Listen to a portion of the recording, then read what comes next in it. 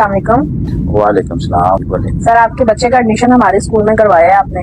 जी बिल्कुल। तो मुझे इस सिलसिले में आपसे बात करनी थी। जी सर, हमारे स्कूल के कुछ असूल हैं, वो मैं आपको बता दूं। जी जी बताएं। तो वो ना अगर आप गौर से सुन लीजिएगा। ठीक हो गया। पहला तो ये है कि बच्चे की जो बुक्स हैं वो आपको स्कूल से मिलेंगी।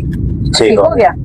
बैग भी स्कूल से मिलेगा उनको, जूते भी स्कूल से मिलेंगे, मोनोग्राम भी स्कूल से मिलेगा आपको, नोटबुक्स, डायरी हो गई, मार्क्स हो गया बच्चों का। खुदा ना खास्ता बच्चा बीमार हो जाता है तो जो मेडिसिन है ना वो भी स्कूल से ही मिलेगी। वाह वाह, बहुत अच्छा। ठीक है। बच्चे के जो बाल कटिंग करवाने हैं वो भी हम आपके ऊपर से जिम्मेदारी खत्म करते हैं, वो भी स्कूल से ही कटवाएंगे। अच्छा, मतलब आपने नाई भी रखा हुआ है? जी बिल्कुल बिल्कुल सर। अच्छा, घड़ी और ऐनक जो बच्चा इस्तेमाल करेगा वो भी हम स्कूल से ही देंगे।